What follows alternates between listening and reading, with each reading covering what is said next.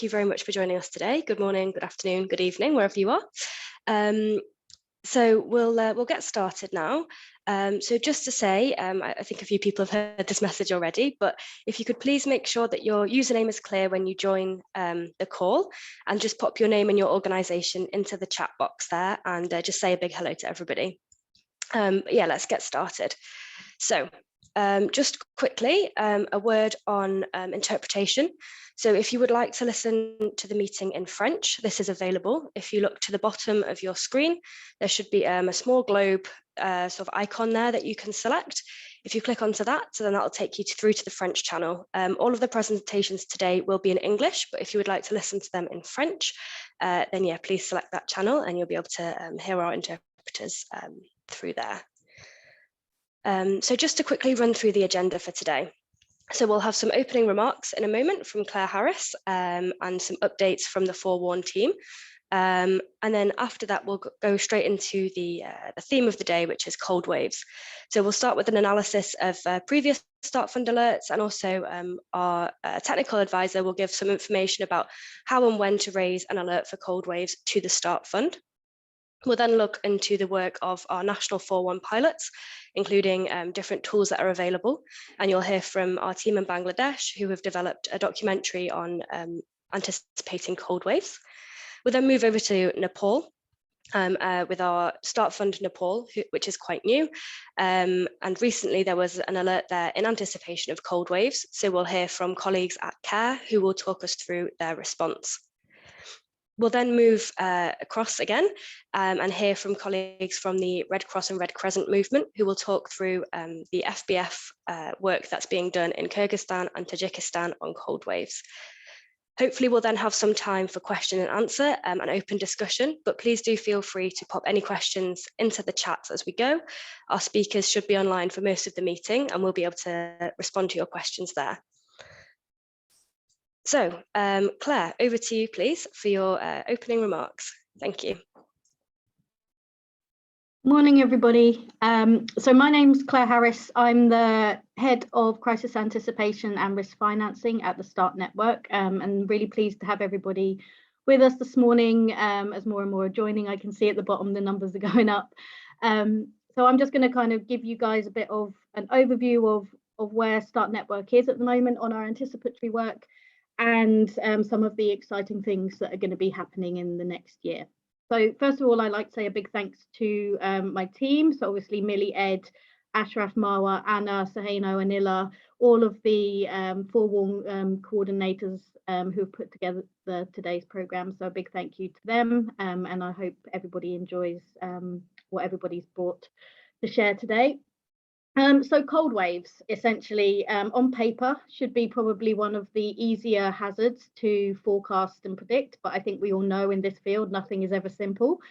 And I think today will be really interesting to explore all those different components of raising an anticipatory alert for cold wave, weighing up the different timings of the triggers and the certainty, what's a crisis event, what constitutes that type of event meteorologically and socially that constitutes a cold wave crisis, and what do people need and when to be able to protect themselves from a cold wave, and what does it actually mean for long-term impacts on people. So I think today's session should be super interesting, and I'm looking forward to seeing the presentations. So this year in our team is quite a big one for us, quite significant. And FOREWARN is actually going to be central to some of the things that are happening this year at START Network.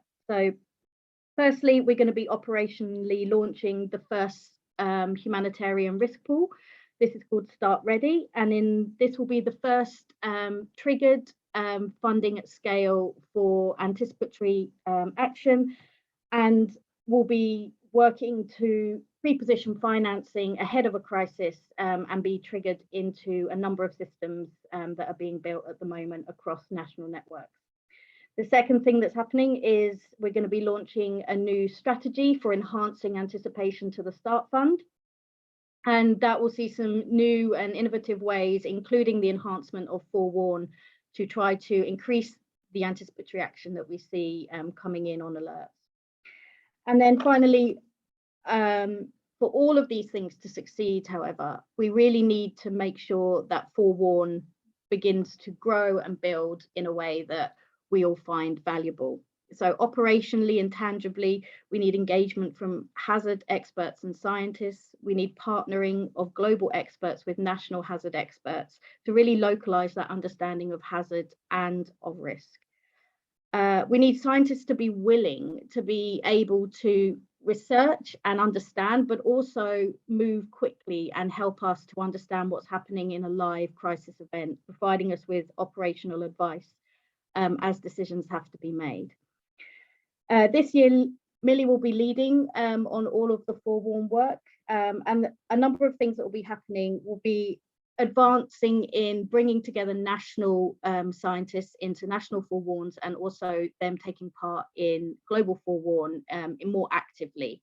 We'll also be looking at enhancing that package of support, including training, opportunities for networking and opportunities for collaboration, and also looking at how we can build together a more safe space for scientists to be able to give that advice into humanitarian decision making.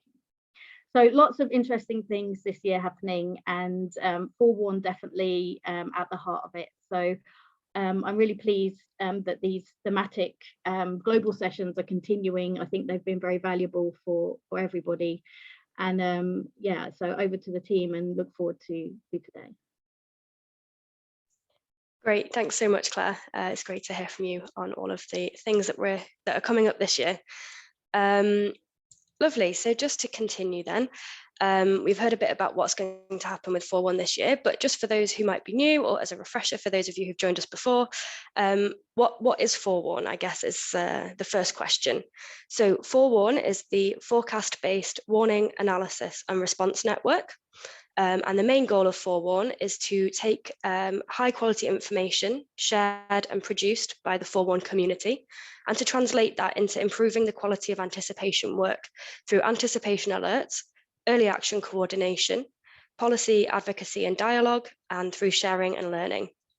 So you can see here this diagram that represents how FOREWARN is made up. Firstly, on this outer ring, you have the FOREWARN community, and that's everybody that's here today. That includes all actors who are interested or work in the field of anticipation. And you can see there's the different things that are produced are through sharing and learning and making connections here today. You'll see down in the bottom right-hand corner, the local FOREWARN pilots. So we have currently active pilots in Bangladesh, Philippines, Madagascar, and Pakistan. And you'll hear from all of our coordinators in those places in just a moment. Each of those pilots is working on developing thematic groups of experts, including academics and scientists who all work in that country. Those groups feed directly into the global thematic subgroups who work to support all kinds of things, including the development of tools as well as anticipatory alerts. I think it's important to mention here that FOREWARN supports both Start Fund and Start Ready. So Claire spoke a little bit about Start Ready earlier, but FOREWARN really does support both of those things and is the anticipatory element of those programs. Yeah, and then finally, just to mention, those 3 pots of money there you see in the middle, those are for academic consortia, for anticipatory tools, and for analysis for action grants. And please feel free to message in the chat if you have any questions about any of those things. So moving on, I'd just like to introduce the team. So Claire spoke a little bit about some of the team.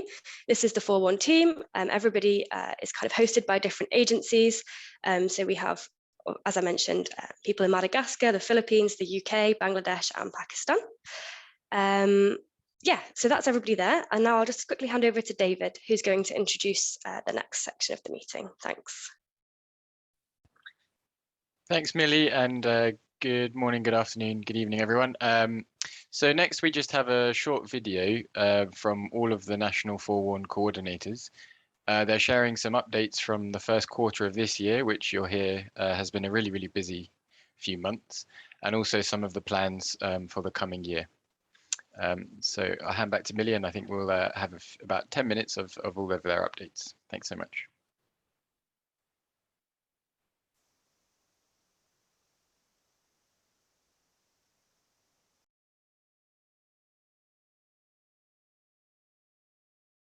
Hello everyone, welcome you all to the Global FOREWARN meeting in our month of independence, and I'm the FOREWARN Bangladesh coordinator. Right now we are working on flood, landslide, cyclone, riverbank erosion, cold wave. For flood, we are working on building the stochastic model for our upcoming disaster risk financing piloting that will be carried out in 4 most vulnerable districts for flood in Bangladesh. For landslide, we are developing a very unique early warning system to have an effective anticipatory action against landslide in the hilly region of Bangladesh. For the cyclone, we are trying to build the capacity of cyclone vulnerable areas to understand the forecasting, setting contextualized triggers, and designing community-led anticipatory action. Besides, we developed the lead time for riverbank erosion, which is going to be a unique value added for upcoming season. And in cold wave, we have developed guidance and triggers for Start Fund Bangladesh members and monitored by FOREWARN and Start members together, which led us to the very first cold wave anticipatory action piloting in 2 districts of Bangladesh. Thank you for listening. Hello everyone, from National FOREWARN in the Philippines, we're happy to share with you our plans for 2022. This year, we've already completed a forum on tropical cyclone rapid intensification with our university partner, and we plan to continue holding public dissemination events like these for our risk analysis tools, successful anticipation alerts, and forecasting information. Also in the pipeline is a National FOREWARN Conference, which will feature studies conducted by our FOREWARN and START network members that are relevant to our anticipation and risk monitoring work. As part of our strategic partnerships, we've also completed the analysis of the UN SURF Anticipatory Action Pilot Pre-Crisis Survey, and we have presented the findings to the SURF AA Learning Group. It is envisaged that the result of the survey will contribute to the consolidation of learnings from the AA pilot and see how these findings can also be used in the implementation of Typhoon Odette response activities. We hope to publish and launch this report in the coming months. We will also be maintaining our strategic role in various AA groups while looking into developing new strategic partnerships with research institutions and the private sector. One of our continuing priorities this year is the expansion of FOREWARN membership in the Philippines through the active recruitment of experts and the signing of MOUs with institutional partners. We have also started our internship program, which will be an opportunity for graduate students to support our anticipatory action projects. For risk analysis and tool development, the analysis for action on emerging conflicts and displacement in the southern Philippines has already begun, and we are looking into a flood scoping study for our DRF system and the development of at least one new tool in the coming 6 months. Those are our major plans for this year. Thank you very much.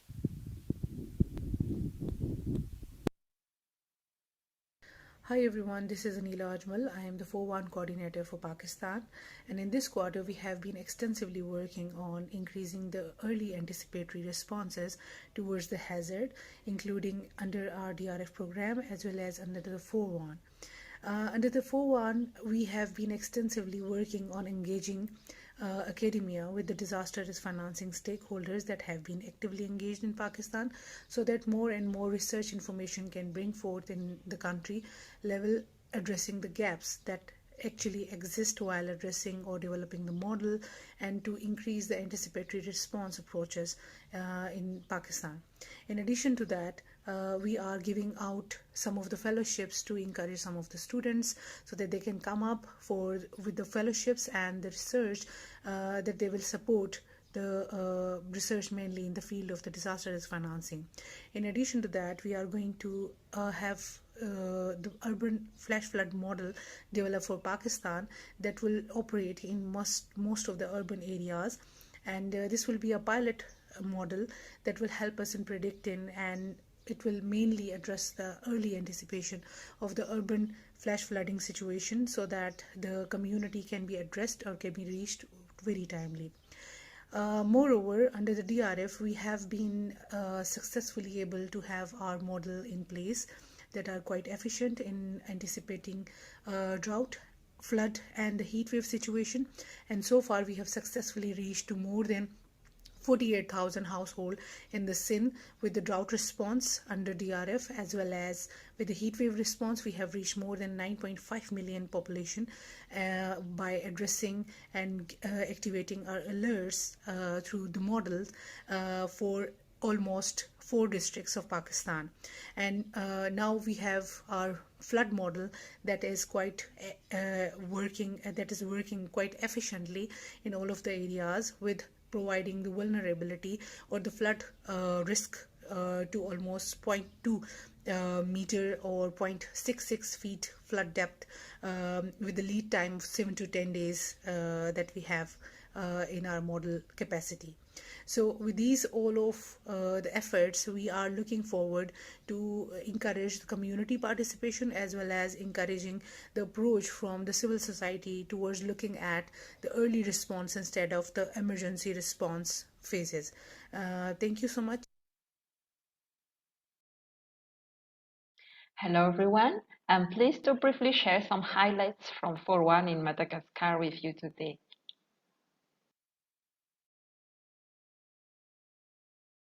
This first quarter has been marked by the testing of the pilot cyclone anticipation mechanism in the country, as we are currently in the peak of the cyclone season. Since the end of January, 4 of the 5 systems formed in the Indian Ocean basin have passed through Madagascar. All of the systems come from the eastern side, and the 2 more severe of them hit the island over almost the same areas. Such a phenomenon is quite rare for Madagascar. As you can see here, Mananzar is one of the most impacted zones by Batsirai. The start-found pilot anticipation mechanism was activated during this season. As you can see in the slide, this pilot is characterized by the speed of the process, 5 hours instead of 72 hours. The 2 alerts submitted for the 2 most intense cyclones, which are Batsirai and Emnati, were all activated. As a few findings, the trajectories changed slightly between the periods of alert activation and the landfall. Thus, the expected impacts were not intense in some areas, but very intense in others. Some changes were requested, whether it is a return of funds or a relocation of funds for another area, or a geographical extension. The flexibility of this pilot mechanism has allowed NGOs to position themselves in relation to the funding mechanism. In all cases, the possibility of intervening even before the cyclones landed allowed members to launch actions as quickly as possible, thanks to the collaboration with local entities and the partnership with authorities led by the National Office of Disaster Risk Management. At the same time, a process for automating the cyclone forecast is underway with the Directorate General of Meteorology.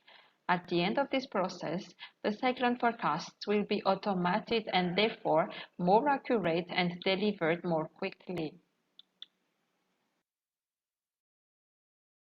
Regarding other hazards, with the Drought Anticipation Initiative, that is the forecast-based financing, the process of extending the intervention zones towards the Grand Sud or the Southern has already started. This currently consists of a technical preparation and a strategic deployment. And finally, at the beginning of this year, the development of the general strategy of the FOREWARN group, as well as the staff members in Madagascar, was done. A strategic alignment was established with the general orientation of the network toward the old and new initiatives of START at the global level.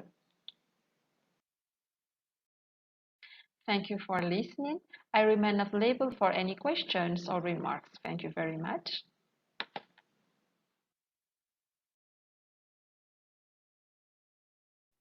So there you have the updates from the country teams there. So we'll move now a bit more focused into cold waves, and I'll be handing over to Christine Murphy and Ed Parkinson, who both are working in the crisis anticipation and risk financing team here at START Network.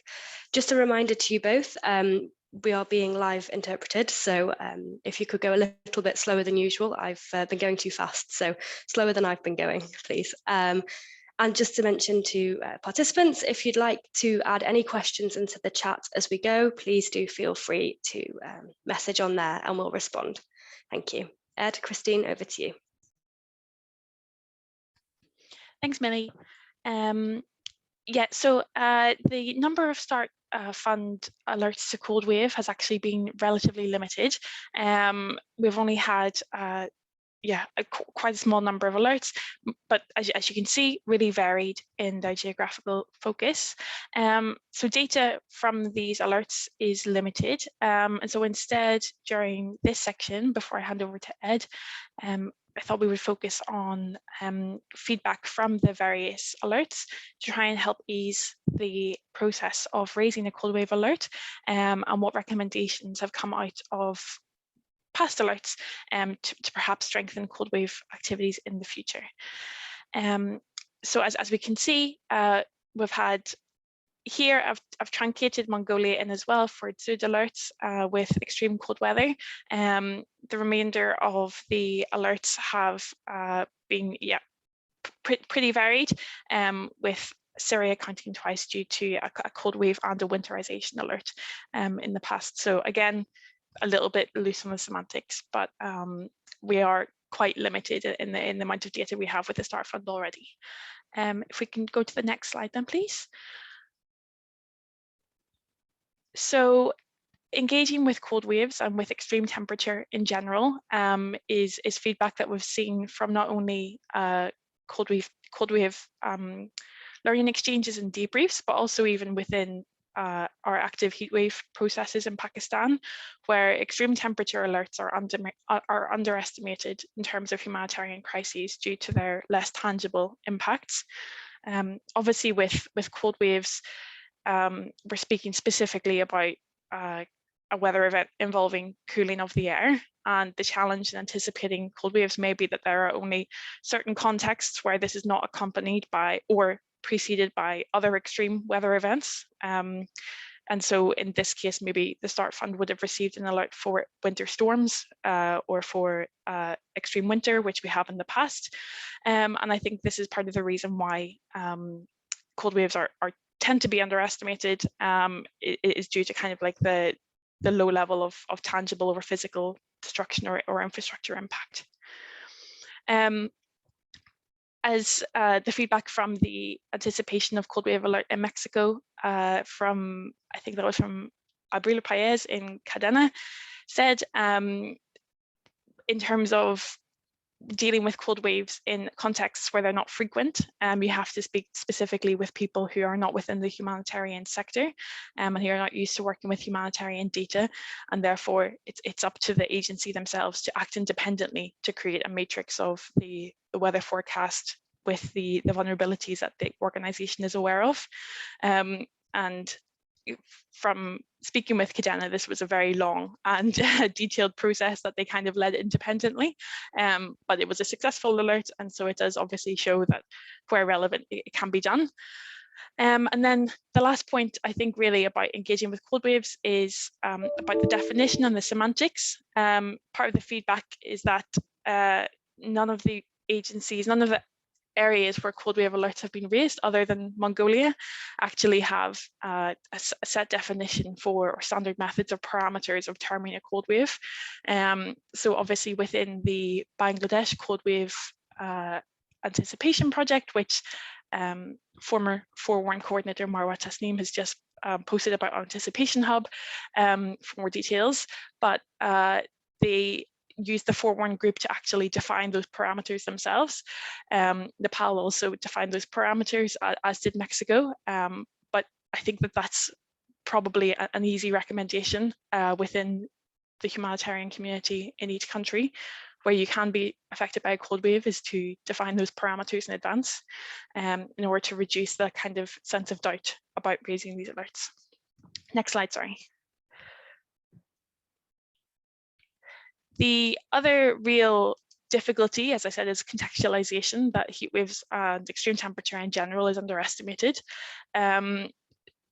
Obviously, in terms of the feel of temperature and the impact that it serves in various communities, it depends on the other infrastructure that is already available, the access to other resources, level and standard of housing, etc. This has been the case in Mexico, Guatemala, Bangladesh and Nepal, where temperatures were kind of disregarded, at least certainly in 2 of those alerts, by the allocation group due to being deemed not that cold, and not until there was kind of contextual information provided by someone within the context was it kind of taken a bit more seriously. And so I think that that's a clear recommendation for agencies who want to engage with cold waves, is the need to share that, especially if decision-making mechanisms reside in a colder climate. The intensity and shortness of cold waves also reduces the perceived impact. So the heavy cold waves in the occupied Palestinian territory technically lasted only 8 days, which again can cause it to kind of be considered as a little bit not in need of a serious humanitarian response. And as I said already, unless it's already accompanied by snow or heavy rain, the lack of physical damage with a specific cold wave, the cold wave itself is likely to be limited. As well, the effects of a cold wave can be spread across the winter, with only a few days of income or livelihood loss covered by the specific cold wave that is targeted. We've seen this in Mexico, Bangladesh and Nepal, where the specific cold wave that is being targeted is maybe 2 to 3 days, but the alert is being accrued to cover lots of the cold waves across the winter. Next slide. So from reviewing the small number of alerts that we have for winterization, and also from looking at, again, the small number of case studies that are available on cold waves, including the Red Cross's work in Kyrgyzstan, Tajikistan and Peru, the central approaches really depend on the level of window of opportunity or lead time for response that is available, and obviously also on the contextual needs. So, for example, Bangladesh has responded with cash completely and with some hygiene promotion. On the other hand, agencies or Cadena in Mexico was meeting kind of specific needs of per fuel standards, people setting inside fires and deaths coming as a result of that. So again, it's really a case of the agency themselves kind of taking the lead in creating this matrix and deciding and interpreting the lead time.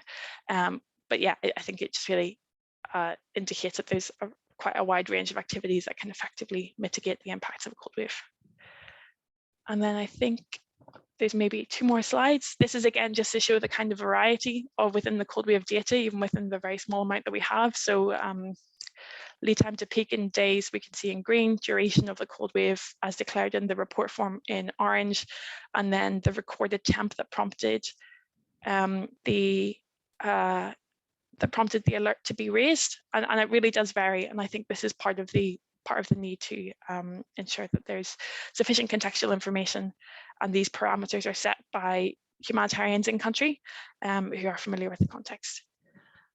And then the next slide is just indicating the cost per person for anticipation of cold waves, and we can see that it is a relatively, or it can be a relatively small cost per beneficiary in order to anticipate this effectively.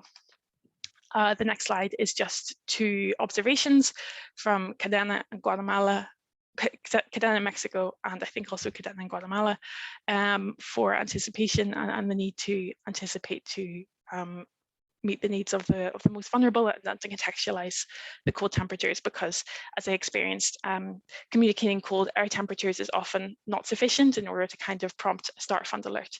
So it kind of needs this proactivity taken by the members or other networks in country to not only set that parameter, but also then to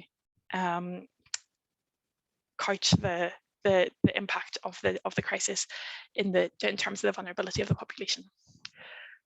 So that's quite a focused section there, and I'm going to pass it over to Ed now. Thanks, Christine.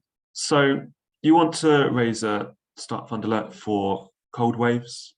I'm going to cover when to raise it, or how to work out when to raise it, and what information and risk analysis to do. So what merits the raising of an alert for cold waves? So with any hazards, this is always going to be kind of context specific and take into account a few things. So obviously how the hazard presents, and if there are any kind of associated additional perils, as well as the low temperatures. Is that accompanied by snow, wind and ice can exacerbate the risk? How reliable are the forecasts, but also what vulnerability is there to the hazard? I'll speak a bit more specifically about both of those in a moment. So we kind of most normally would recommend members look to national meteorological organisations or government to see if there are any operational definitions for kind of cold weather that might be used to trigger anticipatory action. But if it's unclear, then do consider the mentioned, which is looking at the previous impacts of cold waves. Why did they affect the community, and how did they affect the community, and at what level of cold, what forecast? So it's this rationale that of the impacts that start fund decision makers look for when they are deciding whether to activate an alert or not. So moving on, when focusing in on the forecasts, this slide infographic maps the predictability of cold forecasts across the globe according to the forecast skill of NOAA and ECMWF models. And I've just posted in the chat the link to the journal article where we have this map from. But you'll see generally the dark red indicates areas with kind of good skill, around 10 days lead time to be able to anticipate these cold waves. Then the kind of more normal red indicates areas with a good skill, so probably more closer to a 3-day lead time. And then the pink is more around the remaining areas with more limited skill. So you might still look at 3-day lead time, but be kind of less sure that's likely to happen. So we recommend kind of short-term forecasts from kind of the global providers that I mentioned, but also the national meteorological agencies as being the most reliable to look at, to include when you're drafting an alert note for the start fund, more so than some of the longer term forecasts or seasonal forecasts that are available. But those kind of longer term forecasts, they could be used for the monitoring further in advance to then know when to be looking at the shorter term forecasts. So moving on, however, the hazard forecast is only one part that contributes to the risk of cold waves. So its vulnerability of communities to the effects of cold waves is obviously a very important aspect. And we have seen successful anticipation alerts in the past that have used kind of longer term forecasts that maybe are beyond the recommended skill for the area that the alert has been raised for, but that have a very strong analysis of the vulnerability to the cold. And that the case there is that the heightened vulnerability is going to justify the risk, and that that's the case that's been made in alert notes, and the decision makers have gone ahead and activated that because of the kind of abnormally high vulnerability for particular groups to cold. So for this final slide, okay, actually I have got 2 more slides. This is a slide on the kind of vulnerabilities that we've seen kind of raised before, in terms of the factors that might be taken into account when trying to describe that vulnerability to cold. And then the final slide, this is a slide on some recommended questions to ask if you're thinking about raising an anticipation alert. So does the forecast indicate the cold weather conditions are imminent? You know, what's the predictability? What are the humanitarian impacts have been caused previously? What interventions could have helped previously but didn't occur, but also what ones did work? How long do these actions take to implement? Do you have enough time before the onset of the humanitarian impacts to do that anticipatory intervention? How do you present the forecast conditions compare to the previous cold waves? Is it similar intensity? Are there any recent or ongoing situations that might exacerbate the risk? Are people particularly vulnerable? Do you expect the impacts to be less severe, about the same, or worse than previously? And how could those other sub-perils also affect the risk? These are generally good questions for any anticipation alert, really, across different hazards. So these are the kind of things which we always think are the questions to ask that go into a strong, successful anticipation alert. That's over from me. I'm happy to answer any questions in the chat. Great, thanks Ed, thanks Christine. So I think we have about 5 minutes now. So if there are any comments or questions, please feel free to raise your hand or unmute and just ask those. I can see there is a comment in the chat from Jeebnath Sharma from Clare. I don't know if you'd like to come off mute and speak to your comment there.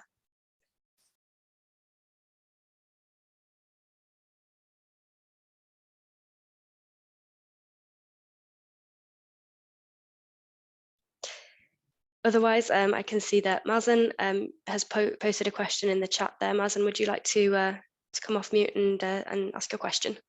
Yeah, thank you so much, Ed, for the presentation. You have shown us the map for several countries, and then you have shown us the predicting lead time for each and every region. So I was asking if we have information about the Middle East and the Mediterranean. So do we know what's the predicting lead time for that? So you have mentioned there is countries that are 10 days ahead, there is countries that are 3 days, and there's countries we cannot predict. What about the Middle East region? Do we have that information?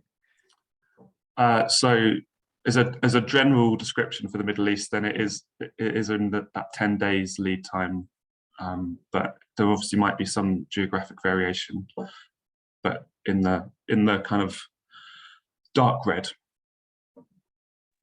Okay, thanks so much, Ed. Thanks, Mazen. Does anybody else have any questions or comments on this section? Otherwise, I think we're okay to move on to the next presentation.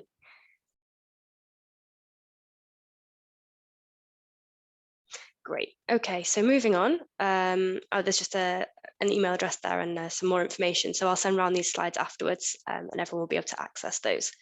So moving on to the next presentation, I'll be handing over to Ashraf, who is based in Bangladesh, who's our FOREWARN coordinator there. Ashraf, over to you.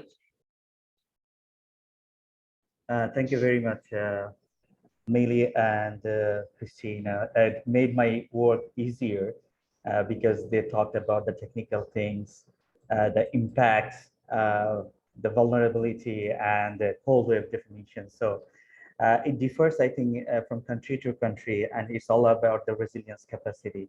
What we've been doing for the last 2 years, we tried to understand whether we could predict, and then finally we came up this year with the analysis from our expertise crew who supported us to do this kind of study to define what could be the threshold.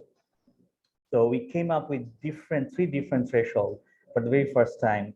And it's not only considering the minimum temperature, but also we are considering the maximum temperature, because if the maximum temperature also goes down and minimum temperature, so it has some sort of consequences that we have checked from the previous impact from the last 10 years. And we've been analyzing the data for these 11 districts in Bangladesh for the last 30 years to see whether any climate change impact is also over there. And then we finally came up with the guidance, how we can monitor the forecast, which forecasting system that we can use for raising the alert, meeting the threshold. And then we came up with the conclusion by implementing the anticipatory action in 2 districts of Bangladesh, where we found the challenges, for example, few forecasting models. We are following two forecasting models, WRF and ECMWF, and we figured out a few challenges on like availability of WRF data. So we depended on more on the ECMWF, and we didn't consider before like El Nino effect on the cold wave, because if there is more rainfall during the winter, that has tremendous impact on the agriculture sector. And we sorted out where actually cold wave has impact in Bangladesh, especially those locations that we have chosen. But I don't want to describe it more. Probably I can take more questions in our question and discussion. Let's watch the documentary that we have prepared for you to provide you the understanding how it went. If someone can tell me, like, is it visible, the video? Yes, you're visible. Yeah, that's good. ঋতু বৈচিত্র্যের পালায় বছর ঘুরে শীত আসে, বদ্বীপের মানুষের জীবনও বদলায় বদলে যাওয়া প্রকৃতির সাথে। কুয়াশার মাঝেই জেগে ওঠে সকাল, জেগে ওঠে জীবন, বাড়তি কাপড়ে জাগে ওম, জলের চুলো, তৈরি হতে থাকে নতুন চালের পিঠা। সেই মাঘের শীতে নাকি বাঘ কাঁপে, আদৌ কাঁপে কিনা জানা যায় না। যা জানা যায়, দেশের অন্য অঞ্চল যেমন তেমন উত্তরাঞ্চলের মানুষ সত্যিই শীতে কাঁপেন, আটকা পড়তে বাধ্য হন ঋণের জালে। আমাদের এখানে তো আর কোনো কাজের সুযোগ নাই, এখানে তো আমার মনে করেন বড় শহর নাই, বড় একটা টাউন নাই, এই যে ছোট ছোট রাস্তা, ছোট ছোট বাজার, এগুলো কি হবে? শুধু রিক্সা ছাড়া, ভ্যান ছাড়া আর তো নাই। আমার এই গ্রামে তো কোনো বড় লোক নাই। শীতকালে ঠান্ডা কাজ করলো, ঠান্ডার সময় কাজ করা যায়, দেখা গেল জাখলা দিয়ে বালুগুলা সাফ করে দিই, পানির নিচে ডুব দিই। মাঝে মধ্যে খুব শীত হলে কাজ বন্ধ থাকে, কাজ না করলে লস হয়, তখন আমরা বউ বাচ্চাকে কী খাওয়াবো? ছেলেরা পাথর কাম করে, পানি যাবা ঠান্ডা, শীতের জন্য নামন জানা নদী। ছেলেটাই কাজ করে 6টা মানুষ খাওয়ায়, খুব কষ্ট হয় বেটা। শীতকালে তো কাজ হয় না, একদিন যাইলে নদী 2 দিন যাইতে পারে না। পাথর না উঠাতে পারলে তো আমাদের তো মেশিন চলবে না, ওইটাই আমাদের সমস্যা। তখন আমাদের কিস্তি চালাতে সমস্যা হয়, কষ্ট হয়, ঋণ করতে হয়। না কাজ করিনি তো, কাজ করা যায় এরকম হাতগুলো কি হয়ে যায়। গত বছর গেছিলাম আমার ছেলে গেলে ডায়রিয়া হয়েছিল, হসপিটালে গেছিলাম। ঋণ করে এই খামাই কইছি 2-1 খাইছি আর 2খানে শোধ করছি আর কি। আমার ছেলে মেয়ে তো দেখায় না, কেমন করে চলবো? কাজ করতে আমি তো পাই এখন, বুড়া লোক। মরিন নে তোমার নাম মরিলে আমি কেন করে মরিম রে? বেটার দুঃখ কয়, বেটার দুঃখ যে একটা মানুষ করং তুলে মানুষ খায়, ভুল কয়। শরীর সুবিধা অসুবিধা না আগে ঠান্ডা শীত করবার পাই না, তখন কি করেন? তখন ওই অনাহারে মন করেন থাকেন না। আমার স্বামী 3 বছর আগে মারা যায়, আমি বাচ্চাটা মানুষ করার খাতিরে আমি সব কাজে করি। তাই এখন তো প্রচন্ড শীত, শীতে তো কোনো কাজকর্ম নাই। গতবার লাউ শাক খেয়ে আসছিলাম 6 দিন। আমি অনেক সময় ভাই, অনেক সময় আমি রাতে না খেয়ে থাকি, মিলাইতে পারি না কিভাবে চলি। অসুখ আর ঋণে অসহায় এই মানুষদের শৈত্যপ্রবাহের আগাম সতর্কতা দেয়া যায় কিনা তা নিয়ে গত 2 বছর ধরে গবেষণা করছে ফোরওয়ার্ন বাংলাদেশ। বিগত 3 দশকের জলবায়ু বিশ্লেষণ, বিপদাপন্নতা নিরূপণ এবং ঝুঁকি বিশ্লেষণ করে দেশের পশ্চিম ও উত্তর পশ্চিমের 11টি জেলায় প্রতিদিন শৈত্যপ্রবাহের আগাম সতর্কতা প্রদানের সিদ্ধান্ত নেয়। প্রস্তাবনা আসে শৈত্যপ্রবাহের জন্য 3টি বিকল্প ট্রিগার মনিটরিং করবার। প্রস্তুতিমূলক ট্রিগার, যা দেয়া হবে আসন্ন শৈত্যপ্রবাহের 7 দিন আগে, এবং আগাম সাড়াদান ট্রিগার, যা কিনা প্রদান করা হবে 4 দিন আগে। শৈত্যপ্রবাহের পূর্বাভাসের জন্য ECMWF এবং WRF মডেলের পূর্বাভাস স্টার্ট ফান্ড বাংলাদেশ সদস্যদেরকে ডিসেম্বর মাস থেকেই জানানো হতে থাকে। জানুয়ারির শেষ সপ্তাহে আগাম পূর্বাভাসের পরিপ্রেক্ষিতে তেঁতুলিয়া এবং নীলফামারীতে ট্রিগার মিট করতে দেখা যায়। শৈত্যপ্রবাহের আগেই সেখানে স্টার্ট ফান্ড বাংলাদেশের সদস্যরা স্থানীয় জনগোষ্ঠীকে সতর্ক করেন। তারই ধারাবাহিকতায় রেডিনেস কাজের অংশ হিসেবে শৈত্যপ্রবাহের কারণে বিপদাপন্ন মানুষের তালিকা প্রস্তুত করা হয় এবং সর্বশেষে তাদের মধ্যে আগাম সাড়াদানের অংশ হিসেবে শনাক্ত হওয়া প্রতিটি পরিবারের মধ্যে 7 দিনের পারিশ্রমিকের সমান নগদ অর্থ প্রদান করা হয়। এভাবেই একটি যথাযথ পদ্ধতিগত পূর্বাভাস ভিত্তিক সাড়াদানের অভিজ্ঞতা যুক্ত হয় ফোরওয়ার্ন বাংলাদেশ এবং স্টার্ট ফান্ড বাংলাদেশের ঝুড়িতে। কিভাবে শনাক্ত করা হয়েছিল এই বিপদাপন্ন পরিবারকে? প্রতি ওয়ার্ড থেকে 15 জন বা 16 জন এইভাবে একটা তালিকা করি। আমরা তালিকা করে আমাদের তালিকাটা সম্পূর্ণ ইএসডিওর হাতে হস্তান্তর করি। এই তালিকাটা পাওয়ার পরে আমরা আমাদের ইএসডিওর স্টাফ সহ প্রতিটা বাড়ি বাড়ি আমরা গেছি। বাড়ি বাড়ি গিয়ে তাদের আর্থিক অবস্থা দেখছি। অনেক এখানে অসহায় পঙ্গু লোক আসছে, বয়স্ক লোক আসছে, যারা এই শীতে প্রচুর কষ্ট পাচ্ছে এবং কাজকর্ম করতে পারতেছে না। তাদেরকে আমরা জরিপের মাধ্যমে সিলেকশন করি। কিভাবে বিতরণ কার্যক্রম পরিচালিত হয়? এখানে আমরা মূলত পরিবারের প্রধান যিনি মূল ইনকাম করে তাদেরকে আমরা প্রাধান্য বেশি দিছি এবং পঙ্গুদেরকে আমরা প্রাধান্য দিছি। কি করা হবে এই অর্থ সাহায্য দিয়ে? এই টাকাটা পায় বাস কিছু একবার হবে, এটা চাউল কিনবো, এটা দিয়ে না হলে বাসায় তবিল টবিল করবো, তবিল নেই, না হলে কিছু খাবো, না হলে না মাছটা জানি আত্মা রাত দেবো। 25 কেজি চাল নেবো, ময়দা 25 কেজি চাউলের দাম হলো 1200 টাকা। তারপর ময়দা কিনবো, আর 1 কেজি চিনি নিতে 1 কেজি চিনি নেব, ডাল নেব, আলু নেব, তারপর হলুদ নেব, লবণ নেব। মানে আমি যে টাকাটা পাইছি এই টাকাটা আমি খরচ করব, সব খাওয়া খরচ করব। মানে এই টাকাটা দিয়ে যেন আমার এই 1 মাস চলে যায়, 1-1.5 মাস চলে যায়, আমি সেই খরচ করব। পূর্বাভাস আগামী 7 দিনে কীরকম হবে এটা আমি যদি জেনে যদি তাদেরকে সেই সব লোকগুলোর কাছে আমি সেই সাহায্য সহযোগিতাটা পৌঁছাতে পারি, এটা তো অবশ্যই একটা অসাধারণ একটা উদ্যোগ হবে। পূর্বাভাসকে কাজে লাগিয়ে বিপদাপন্ন মানুষের সহায়তায় পুরো মানবিক সহায়তা কার্যক্রমকে ঢেলে সাজানোর এক স্বপ্ন বাস্তবায়নের যাত্রায় স্টার্ট নেটওয়ার্ক। ভবিষ্যতের এই যাত্রায় ফোরওয়ার্ন বাংলাদেশ প্রযুক্তি, গবেষণা এবং বিশেষজ্ঞদের সমন্বয় ঘটিয়ে মানুষের বিপদাপন্নতা এবং ঝুঁকি প্রশমনে বদ্ধপরিকর।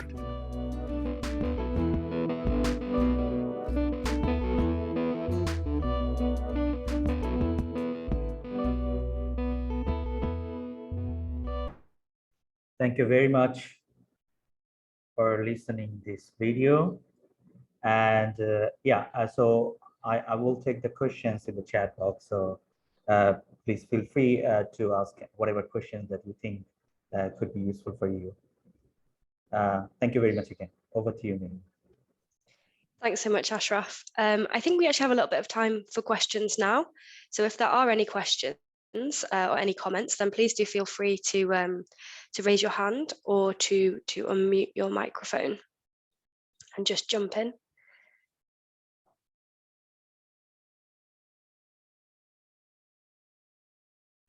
Otherwise, I think we can move on. But just to say apologies to those in the French channel. I think that the speed was a little bit faster, so apologies for that. Yeah, Richard, please go ahead. Hi. Yeah, just a small thing. I was just wondering whether you are able to use any of the La Nina forecasts, because I think there's some link between La Nina and increased likelihood of cold waves. Thank you, Richard, for the question. So we didn't first, like when we started that, we didn't consider to consider that factor in our threshold. But eventually our expert actually told us we should consider the La Nina effect, because due to La Nina, we'll be having more rainfall this year than the other years. So then we are following that rainfall afterwards, and from this year learnings, we are thinking how we can incorporate that in our threshold for the next year, because it has tremendous impact on the agriculture sector, especially the potato, because the potato is already planted, and if there is more rainfall coming, then that's very bad for the farmers. Thank you. Thanks, Ashraf. Are there any further questions in the chat? Christine, please go ahead. Yeah, I just thank you so much for the video. It was Great. I just had a quick question about, was it clear, because I know from reading the technical document that the impact of the project was to address kind of lost days of labour over the entire winter. And so I was just wondering, was it obvious to the community the difference between the specific cold wave that this alert was triggered for, and then just kind of the more general winter, and kind of how did you measure that, or how was that assessed?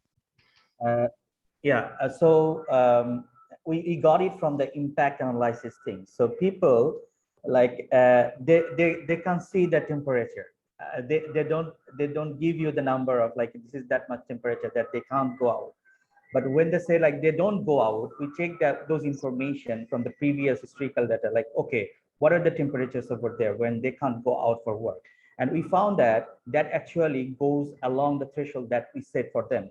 For example, like if they're like more like it's too cold, then they don't go out outside to pick the stones from the rivers, and they don't go outside because the working is just abandoned during that time. So in that way, they can differentiate what is winter and what is cold wave. So during cold wave, they can't really work. So that's how they differentiate these two terms. Thank you. Did that answer the question? Yeah, 100%. Thanks, Ashraf. Thank you. Thanks both. I can see we have another hand raised. Please go ahead and unmute.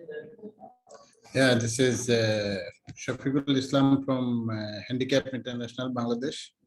So this is with regards to this cold wave anticipation response. So we are awarded this time in this cold wave response program.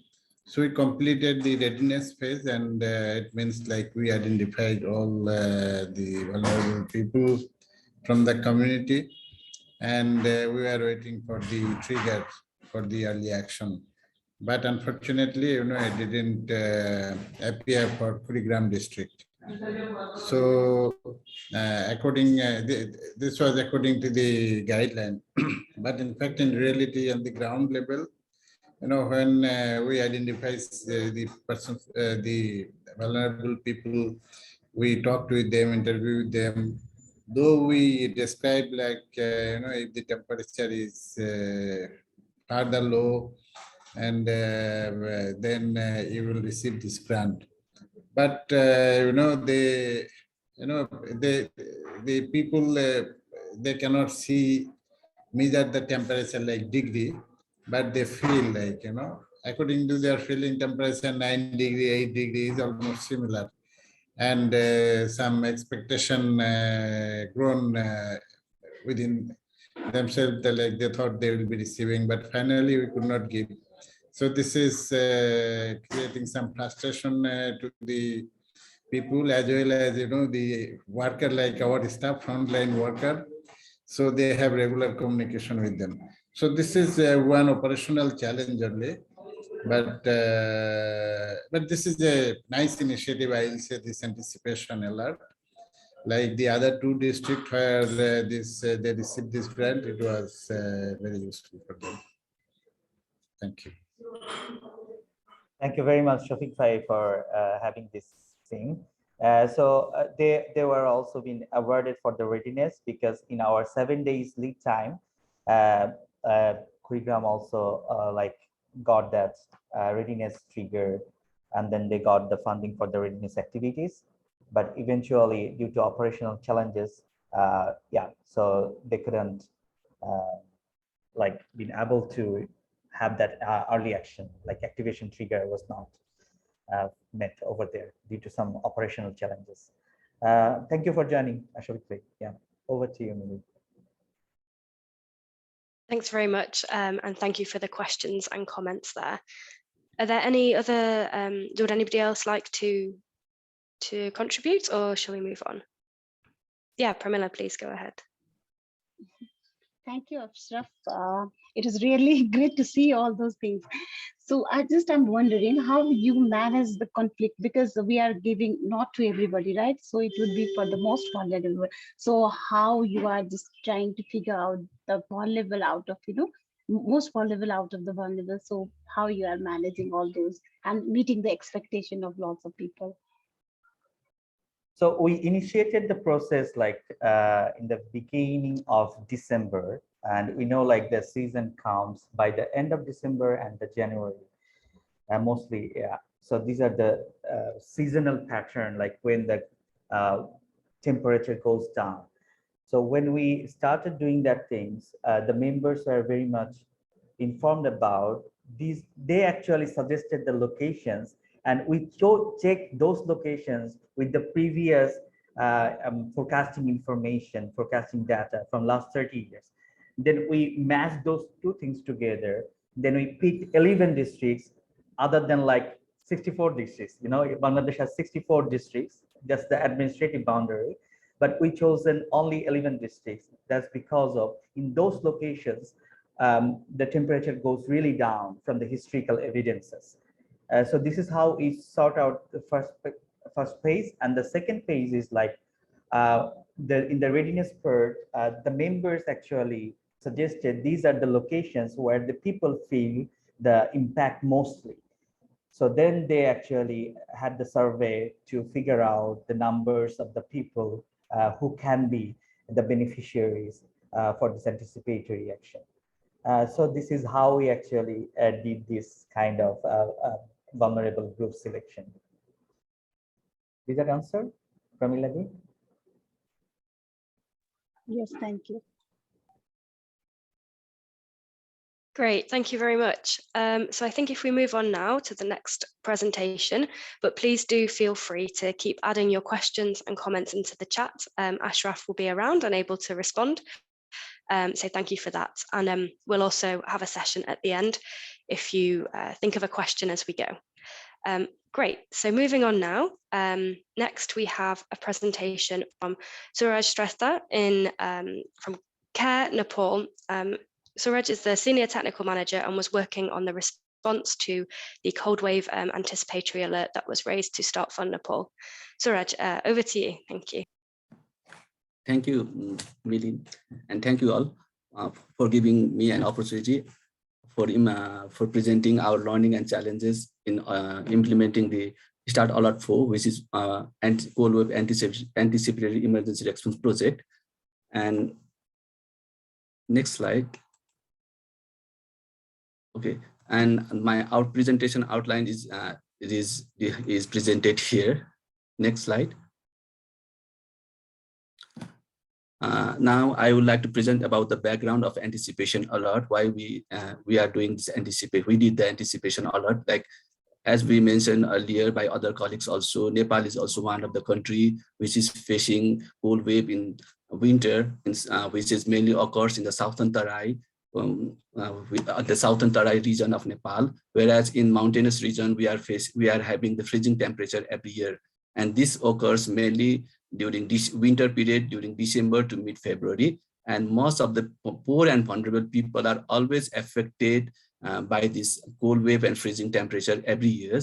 So, and this like every year people are affected, but the response or support for the cold wave are largely overlooked by the government as well as local government, even by the developing partner. But so with the support of START network, we did the piloting of the first anticipation alert project to support the more vulnerable people who are affected by the cold wave and freezing temperatures. And for this anticipation alert, we use the 3 days data of Department of Hydrology and Meteorology, and this data was continuously monitored from other online weather portals such as Golfas and windy.com. And for this anticipation alert, we have also received support from Bangladesh FOREWARN team for raising the anticipation alert. Similarly, we also received support from Red Cross Climate Center for raising this anticipation alert. Next slide. And for this anticipation alert, our approach was divided into two steps, was readiness stage and system strengthening stage. As I mentioned earlier, this is the first project. So we did the orientation to the local disaster management committee on the anticipation of cold wave once we get approved from the project from started work. And these LDMC or local disaster management committee select the vulnerable and ethnic minorities of this of the proposed working area, and those selected beneficiaries were even verified because we have large number of potential affected household. Out of those potential affected household, we have to select a limited number of numbers. So we did the field verification of the beneficiaries supported by the local government. And in the same time, we also pre-positioning the local vendor so that once the triggering action is initiated, then we can initiate the distribution or support process. So this is the part of readiness part. In the system strengthening part, we have developed SOP, and this SOP was endorsed by municipality. As I would like to highlight that this anticipation alert, this cold wave anticipation alert there is no SOP for the cold wave anticipation alert. Like for other like flood, we have landslide flood, we have the anticipation as standard operating procedure developed by the government of Nepal. But for the cold wave, we don't have. So we have drafted the SOP based on the learning from the flood. So in this anticipation alert, we have divided the three thematic sector like information collection and coordination in one thematic area. Similarly, NFI and shelter for next thematic area, and the food security and livelihood in the third thematic area. So we have developed the SOP for the three thematic area. And this is the draft one, and this draft was also endorsed by municipality before for the triggering actions. And we also fix the triggering indicator, because the triggering, as mentioned by other colleagues, the triggering indicator could be different depending on the regions. For in case of our case, one of the triggering was like if the temperature goes beyond less than 8 degrees Celsius and the lowest and highest temperature is going narrow down, this could be the indication of cold wave. So based on that one, we have mentioned the triggering, we have developed the triggering indicator. And throughout this process, we monitor the weather data and triggering indicator so that we can, once there is this triggering action is initiated, then we can do this support. We can support with vulnerable group as early as possible. Next slide.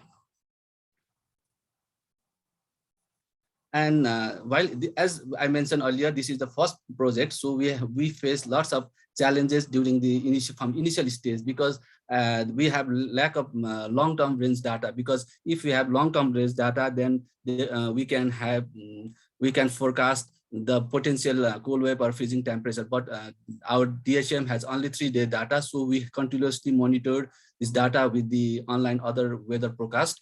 And like the next one is our next challenge was during initial stage when we raised the alert, there was likelihood of cold wave in the last week of November. But as we last week of December, once we get the we won the proposal and we started the project at first week from 1st January. And during the first 3 weeks, the likelihood of cold wave was low.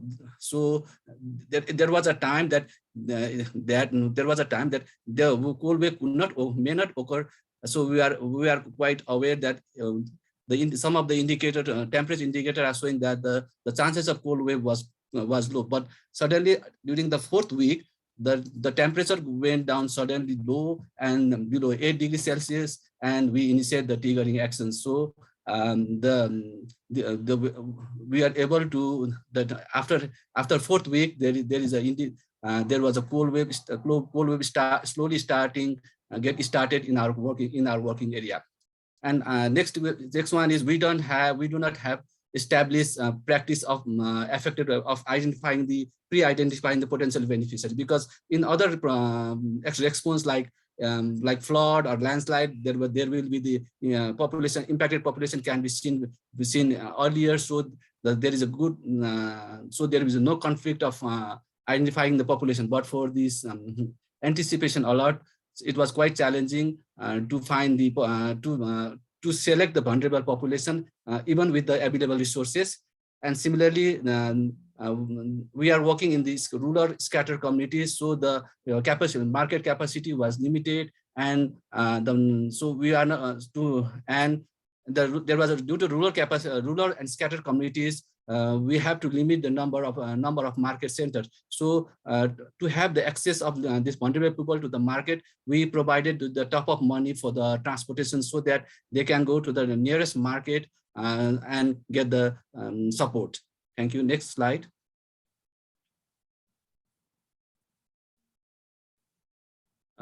And I want to brief some about our project. And we raised the anticipation alert in December 28, 2021. And the implementation phase was from January 1 to February 15th. And the award was done on December 31. And the monitoring, we did the monitoring of the project on 9th February. And we supported we worked in the 8 districts of Nepal with the 12 different municipality, and we mainly supported on the 4 different. We did the 4 different interventions. First intervention was food support, food item support. Second was non-food item, that is winterization kit. In the non-food item, we have categorized 3 things. Like one is winterization kit for the family package. Second one is winterization kit for the adult, and winterization kit for the children. So and the cost and the third one is risk communication. We also broadcasted risk communication messaging mainly on the hazards and the health risks to minimize the hazards any disaster related to cold wave, as well as the health risks to minimize the health risks. And the fourth intervention was nutritious food or a top-up support for supplement food for elderly and lactating mothers. Next slide. Suraj, sorry, could you just slow down a tiny bit for the interpretation, please? Thank you. Okay, thank you. Our project intervention was like, for every family, we supported 13,500 rupees, that Nepali rupees, which is around USD 116.3 USD, US dollar. Similarly, for food, so out of 13,500 for food voucher, we supported 5,200, that is $44.2. Similarly, for winterization kit, that is NFI item, we supported 8,300 rupees, which is around $71.55. So beside that, the top-up value for supplement food voucher was around 2,000 rupees, which is around 17.25 US dollars. In total, we were able to reach 1,534 families or household through this intervention on Start Alert 4.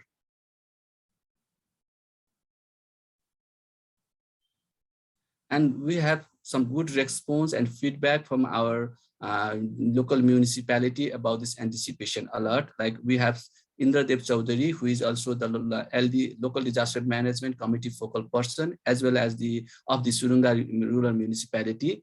And he highly appreciated this project, because this Start Alert 4 project, because this is the winterization kit supported to the most vulnerable Dalit and Musahar community and ethnic minority who are potentially to be affected by cold waves. So, and the support helped them to protect them from cold wave by keeping them warm and reduce the health risks. Similarly, he also appreciates about the approach of our intervention, like because we have supported food and non-food item through vouchers. So the voucher has given them opportunity to choose the item what they need on their need. So it is not like what we provide, but it is the family receive the things about on their own choice rather than our flat demand. Similarly, and this project as this is also the first anticipatory project for the rural municipality. So it has also opened window to municipality to take to establish the approach or process for anticipation action in coming days too. So before in general practice of Nepal, in the southern Tarai, the government is usually supporting the firewood to protect them from cold wave. But And this project has broke the trend of government of supplying firewood and providing the food and winterization kit to protect them from warm and from cold wave. Next slide. There are some good response from our beneficiaries also, because one in the front, in the left one, we have Asa Devi Sada from Surunga municipality, and she mentioned that she was happy to get, to participate or to be selected from this project because she has received food and clothes from the project to protect her and her family from cold wave. And also because due to the cold wave, her family was not able to go to work, and she has bought food for rice from her neighbor. So after getting the food item from project, she was able to lend back or and give back to the family, her neighbor, the rice, so that she was happy that she was able to return the rice to his family, to his neighbor on time. Similarly, the next one was from the Rita Devi Mandal. So she said that after she was happy to fill the voucher, and she took the item as per her need, and once she got the voucher, she filled up all the things what she need, and she got call from the office, and she went to redeem that voucher and got the items. So she mentioned that the paper voucher was more easy for her and quite understandable, so that she was able to choose the item what she wants. That was her expression during our field visit on February. Next slide.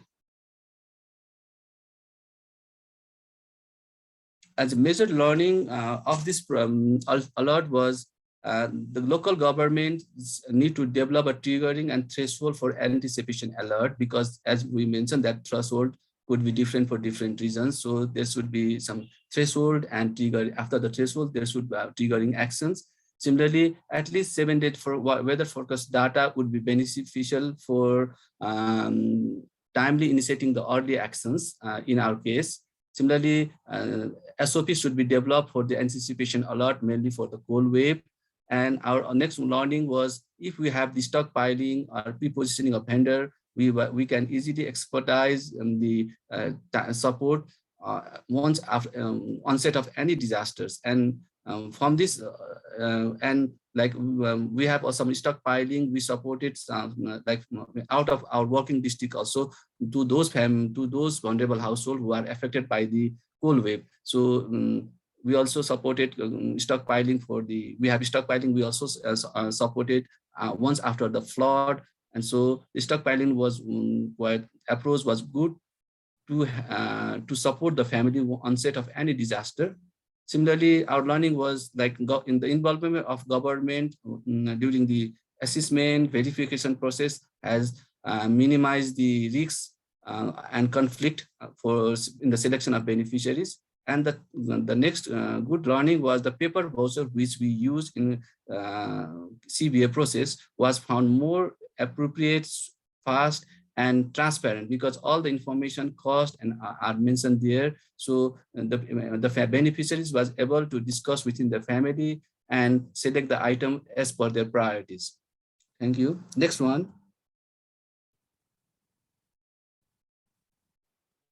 And we identify some of the gap during this anticipation alert. The local government, we found that local government has limited capacity in anticipation of any disaster, including cold wave. So we have to develop the capacity of local government for the anticipation alert. And similarly, as I mentioned earlier, the local government as well as and similarly for any other developing partner also was giving low priority for anticipation alert in earlier stage. So we have to see that we have to give most priority for the anticipation alert, like this anticipation alert mainly for cold wave and the freezing temperature. And the next gap was lack of precise data and information, because we have only 3 days DHM data, and we don't have other interpretation or study about the cold wave in Nepal. So these are the gaps which we found during our implementation process. Next one. Next, there are some photos about our response, like which we did in our working area, like people getting close, and we can see the vulnerable people there. Next one. Next slide. And we can see the happiness of the people, and also we have shown the process about the verification of the vouchers, and in one of the pictures. Thank you. Thank you very much, Suraj. I can see there are a couple of questions in the chat. I think, so the first from Ramdani Chowdhury, I believe Jeeb and Ashraf have responded, but Ranjan has asked a question. So Ranjan, I don't know if you would like to come off mute and ask your question, and I'll just take us to plenary. Yeah, good afternoon. It's very nice learnings, and thank you, Suraj, Shrestha, for a very nice presentations about their learnings. So my questions is like, so in general, the mindset of local authority here in Nepal is, I'm also from Nepal, so that I can sense the ground reality, so that I'm asking the questions. So how the learnings of this process during this response has been adopted by the local authority, especially in their governance system. The mindset of is that mostly the people believe that, especially local authorities, local governance system believe that, so distributing items, distributing different items for the winterizations and establish the firing place at local level is the only solutions. So how the paper vouchers things will it able to change their mindset of in their own actions? That is my questions. Hopefully I got answer over here as well. So Suraj, Nilkanji, can you answer that one more? Yeah, thank you, Suraj. Good afternoon. This is Nilkanta from Clare. Actually, I lead the whole, the humanitarian response process in Clare. So thank you, Ranjanji. Yes, we understand, the situations. The local government, their aspiration, their desire are different, and they're basically, they're ready to, support after events of any disasters. But to provide any goods or items beforehand of any disaster is a bit different. It's very new to the the local government. That's why we have worked together with them to establish a system there. As Suraj mentioned, we have some preparedness work, and then system strengthening work. So in entire process we work with the local government, and it's a bit of a together learning process, how to establish this sort of anticipating system, creating a SOPs, trigger and threshold mechanism, and then execute an early actions once it hits the trigger. So entire process, as reflected by Suraj, one of the the municipal chair, he really appreciated our approach, and they are thinking and coordinating and trying to work with the other development partners or whoever have opportunity to working together with them to establish such anticipated early actions in the regions. We have just completed the project at the mid of February, and still yet to evaluate and the effectiveness and how the local government are actually adopting the processes. We have other similar initiatives in the same region and carrying out the similar process too. And in the future, definitely I can in concrete can say how they have been adopting and taking it forwards. But right now, the reflection wise, they're quite happy and really appreciated the approach, anticipatory reactions, which is not their usual practice in disaster management. That's how I can say at the moment. So may I add something on this and the Rajan's question? Yeah. Please go ahead. Yeah. Yeah. So I was in one distribution center in the western part of Nepal. when I was there, and the metro sub-metropolitan city authority and vice mayor was there in distribution center, and they observed and they consulted with the beneficiary once they got the support material from the paper voucher, and they were really impressive from the paper voucher we had applied in distribution process, because in paper voucher there was the commodity to be supported and with the respective price, unit price. And that was a lack of transparency board to the community. And community, the paper voucher, instead of this electronic voucher and value voucher we were using before, the paper voucher was one tool for CBA awareness. And that happened in the distribution center. That's why the local government authority were very impressive, and they were asking even in the social protection or social security support, how we can support or apply this paper voucher. That reflection was that in this case, they were very receptive in order to apply this paper voucher. Thank you. Thank you very much. There is one further question in the chat. I wonder if maybe Suraj or someone from the team might be able to respond to Ramdani there, just so that we can move on to the next presentation, if that's okay. So up next, we have a presentation from the Red Cross and Red Crescent movement. So Shavkat, over to you, please. Thank you. Thanks so much, Milli. Hello, everyone. So I'm Shavkat from the German Red Cross based in Bishkek, the capital city of Kyrgyzstan. Happy to join you here. So within my presentation, we will talk about the anticipation actions for cold waves in Kyrgyzstan and Tajikistan, which were conducted within the forecast-based financing of FBF project. Next slide, please. So briefly about the project in these two countries. So this project was conducted during the 3 years, and it was mainly covered two countries, namely Kyrgyzstan and Tajikistan. Why these two countries? Because Kyrgyzstan and Tajikistan, they are like more or less similar in terms of topography, population, as well as economical situations. And here I have to highlight this: all these activities within the FBA project in those countries have been implemented by two Red Crescent societies in Kyrgyzstan as well as in Tajikistan, with technical support of the German Red Cross. Next slide, please. So why cold wave?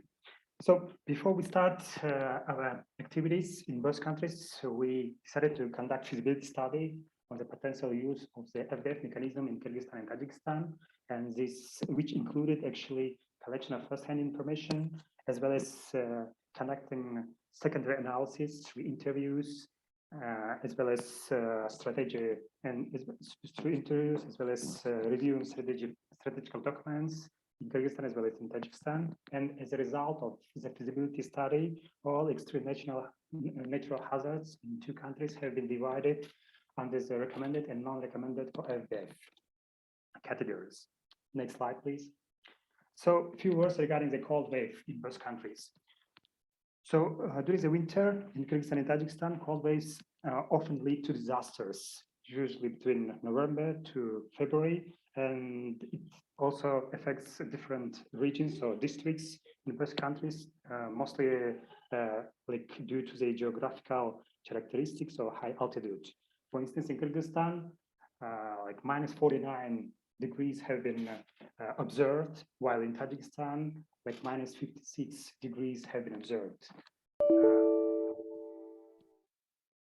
Next slide, please.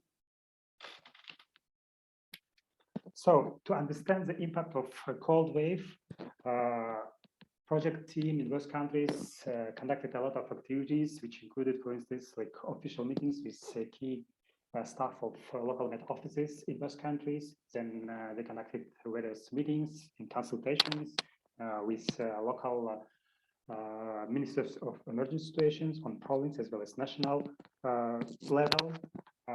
And also historical data collection of cold wave impact in both countries have been collected for last 40 years, which have been conducted through surveys, meetings, and focus group discussions, for instance. Next slide, please. I hope I'm not going so quick. So if I'm going so quick, just let me know.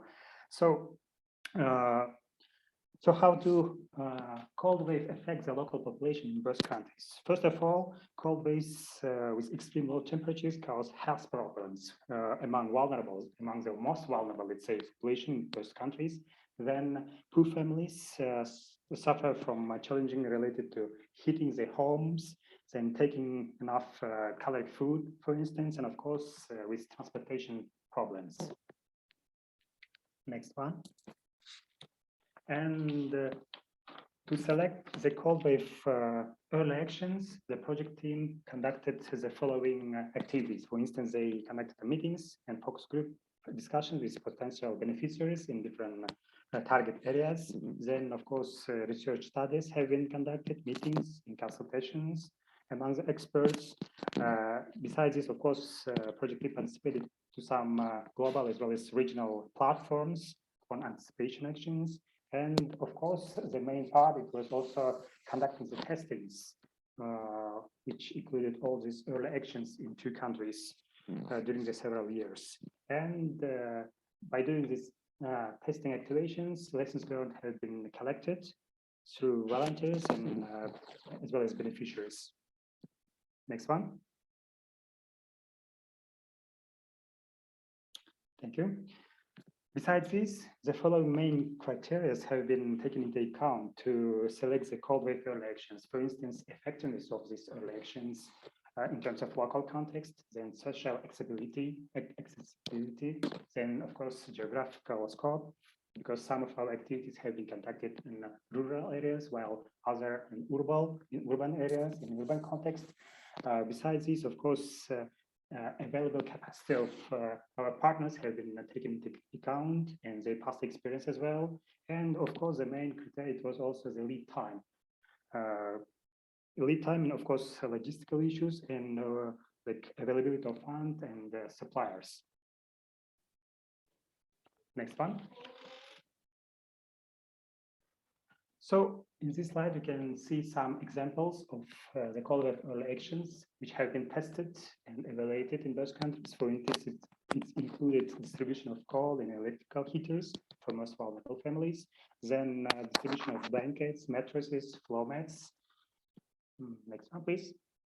Sorry. Distribution of food parcels for vulnerable people, as well as distribution of window insulation films in some villages. And of course, as I already mentioned, in urban context, we also practiced or tested hot meal and drinks distribution for homeless people during the very cold days in big cities. And of course, besides this, as well as in urban, in rural contexts, we also implemented like installation of information boards with general protection measures, again, cold wave, which included, for instance, cold wave first aid tips for the general population. And of course, our project staff, as well as volunteers, conducted information campaigns on cold wave protection measures among the population in target villages and communities. Next one. And here, before we maybe start to describe this slide, I would like to explain you the trigger which we used for cold wave in Kyrgyzstan and Tajikistan. The trigger itself is what described as if, for instance, the 7-day forecast of local Met Office indicates that the temperature will reach the 2nd percentile for 3 or more consecutive days, then our national scientists could start the early actions, they call wave early actions. And here on this slide, you can see that on red, for instance, like we analyzed that 3 consecutive days of cold wave will be more impact or extreme cold wave in our context. And taking into account the 7-day forecast of the local Met Offices, we had 4-day lead time to conduct all our activities. And as you see, all our activities have been divided according to these days. For instance, during the first day when we just received the forecast, we could be able to activate or to conduct just 10% of our activities, while by the last day of our lead time, on Thursday, we could campaign or conduct all our activities. Next one. And of course, like few words regarding the challenges. As I already described, during the 3 years, we had a lot of activities, and within these activities, we of course had some challenges as well. For instance, the anticipation or FBF in other contexts is really a new topic for both countries. So that's why it was a little bit maybe difficult to explain to the local population as well as to the local government how to work with FBF or with anticipation in terms of the cold wave. And then, of course, the second challenge was the lack of historical data on cold wave impact, because as I already mentioned, to collect all this data, we had several meetings. We conducted interviews, focus group discussions with potential beneficiaries in different regions. And finally, of course, COVID pandemic, it's also affected the testing process as well as the implementation of the whole project or program in both countries. Next one. And a few words regarding the success or learnings. Of course, it was good practice on cold wave during the winter times in 2020-21. And as I already mentioned, within this project, we were able to develop useful information materials with relevant information and recommendations on cold wave protection measures for general population. And of course, we developed information boards with general protection measures against cold wave. And finally, in Kyrgyzstan, for instance, the project team achieved integration of e-link with information on protection measures against cold waves to National Society's official website into the Minister of Emergency Situations warning message, which means that whole population, which usually receives this alert or SMSs about the warnings, they can directly get this information or recommendations from the national side, from the Red Cross or Red Crescent. Next one. So here you see my contact details, my email, just in case you need some further information, or maybe you would like to clarify some part of my presentation. And of course, I'm ready to answer your questions as well. Thanks so much. Milli, over to you. Thank you very much, Shavkat. So I'm going to stop sharing my screen now and just invite everybody to raise any questions that you might have. So if you have anything that I don't think there's anything new in the chat, but yeah, if anybody would like to raise their hand or come off mute, please go ahead and ask any questions you might have.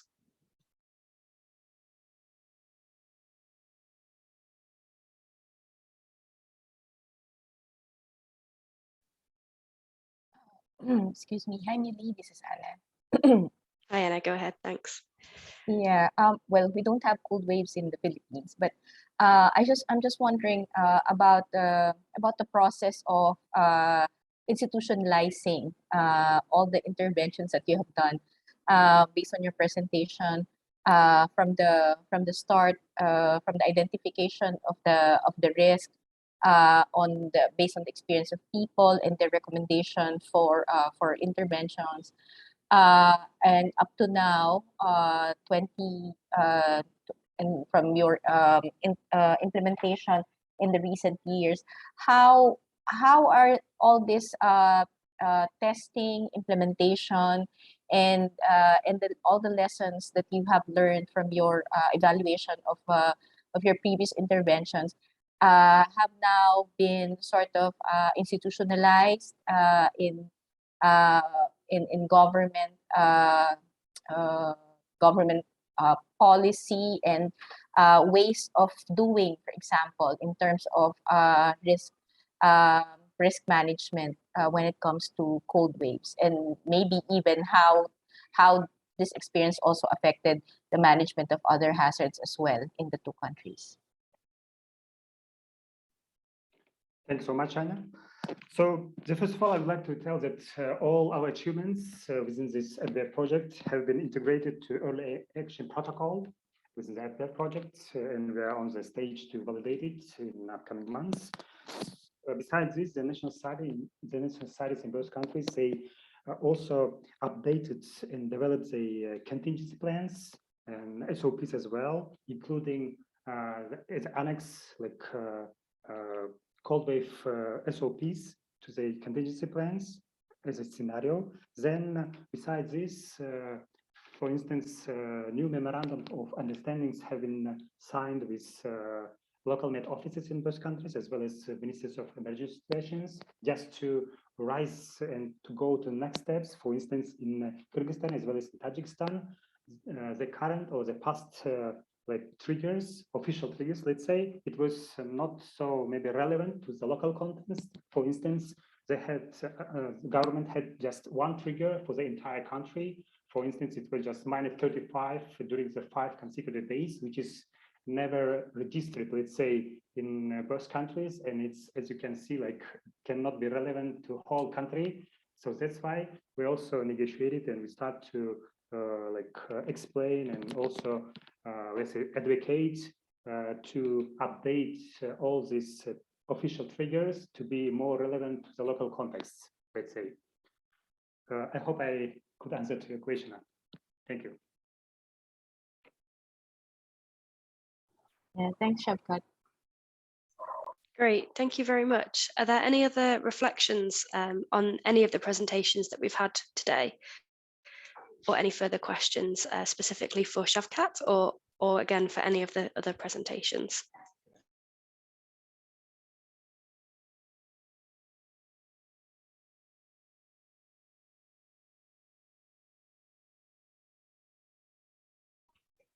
If there's nothing and all questions have been answered, then I think we can hand over to Lydia from the Anticipation Hub, who's going to give a couple of updates for our notice board section. Lydia, over to you.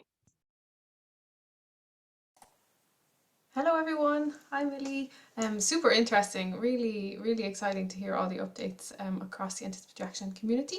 Just to give you some, maybe increase your awareness about a couple of things that you might not be fully familiar with that's available through the Anticipation Hub. So just to bring those to your attention. So for example, we have a global map of anticipatory action projects, and many of them should be covering cold waves, but this is also giving me a trigger to cross-check all of that as well. So please do let us know if you'd like to put up a project page for your project that's ongoing. You can go into the different countries and identify different different project pages that are happening. So please do go and have a look there. You can also go, maybe now I think that I can screen share, so I might just do this quickly. Share screen and this one, share. Okay, so here you can have a look at the global map, and you can pick different countries, and you can find out who's active in the different countries. We have to have a bit of a disclaimer here that it's not fully updated, and we are looking to bring on some support to get this more updated and work with you, but we would love to receive any information from you on different updates, for example, to different project pages where you can get more information. Which would be brilliant. And also just to quickly highlight the early action database. So if you go also under the experience tab, you can see the early action database, and you can look for different hazards. So for example, the cold waves, and you can find the different early actions there for some different examples. And this again needs to be more populated. So as these different examples are coming through, we'd love to populate them on the database and get your feedback on how useful that can be. So I'd welcome you to all contact Ariel Tozier de la Pottery and get your input onto the database, and you can also export the database there as well. So I hope that can be useful too. Also, the trigger database was just launched before Christmas. So this is also a very useful tool where you can collect information on the different triggers. So again, you can go to Zoot is there, and we have extreme cold there. So we can just have a quick look, and you can get some more information there on the triggers. So we'd be really happy to work with you to populate this, and Ariel is my colleague who is leading more on the early action database and the evidence database, and Irene is leading on the trigger database. So yeah, we'd love to get your support and contributions to both the global map and these different databases. And then also in terms of facilitating exchange and learning, so we have our different working groups which you can find up here. So we've recently put up the FOREWARN one. We have different working groups that you can find and exchange. There's nothing particularly focused on cold waves, but that will kind of go through all of the different thematic working groups. So please do get in touch if you're interested in getting involved in any of those. And maybe also just to quickly highlight also the community directory. So this is also a new tool that we have on the Anticipation Hub where you can search for your anticipatory action match. So you can, for example, have a look at the different countries that they're working in and what they can offer for the community and what are they looking for. And you can search to these different filters for your anticipatory action match. And we also have some different events upcoming, so you can always and blog, so you can always search through our blog posts here. So the one on cold waves for Bangladesh from start is our most recent one, and we're always open to receiving new blog posts from members, so please do get in touch. Also, you can find our news items here. And so, for example, we recently had this event, our community conversations event series. So we'd also be welcome any suggestions from you on different conversations that you'd like to have hosted by the Anticipation Hub that could complement what you're doing with FOREWARN. So please do get in touch if you have ideas there. And we're also trying to populate our events page as well. So if there's other events that are happening within the community, please do let us know and we can help to advertise and promote them. One big one that's upcoming is the Global Platform for Disaster Risk Reduction, and the Anticipation Hub will be active there. We have received positive news that our side event has been submitted, and we'll also have an innovation platform booth exhibition area.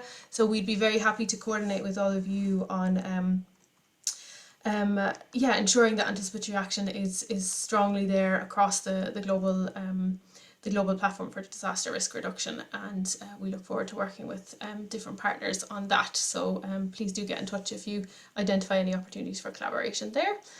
And lots of information from the hub, but just to kind of remind you all that it's there, we're here, we want to share your knowledge, we want to share any lessons and learnings that are coming from these different projects, and to work with you to facilitate more exchange and learning as we move forward. So thanks for the opportunity to give the little pitch, and I'll drop my email in the chat and some of these links so you can explore it more yourself. And over to you, Milli. Thanks again. Lovely. Thanks so much, Lydia. Great. So I'd just like to open the floor one last time in case anybody has thought of any questions that they'd like to ask our speakers today, or any comments relating to cold waves or any of the presentations that we've heard. So I'll just give a couple of minutes in case anybody would like to come off mute or to raise their hand and ask a question.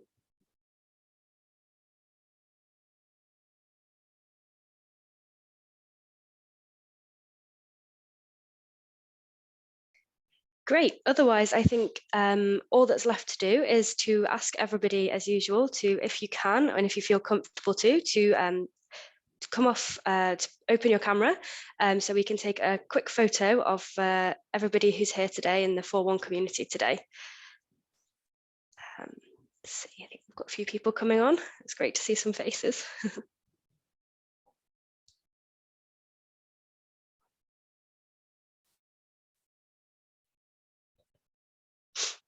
Lovely, thank you. Great, so hopefully one of the team has managed to capture a quick photo there. Fantastic. All right then, thank you all for joining. It's been really fantastic to see so many people joining and showing interest in cold waves. I think there may be less of an obvious subject choice, as Claire mentioned earlier today, but I think we've heard plenty of information today that's relevant and helpful. So a huge thank you to all of our speakers, and thank you all for joining. And I'll give you all 10 minutes back of your day. Thank you very much. Thank you, Thank you very much, everyone. Thank you. Thank you all. Thank you. Bye-bye.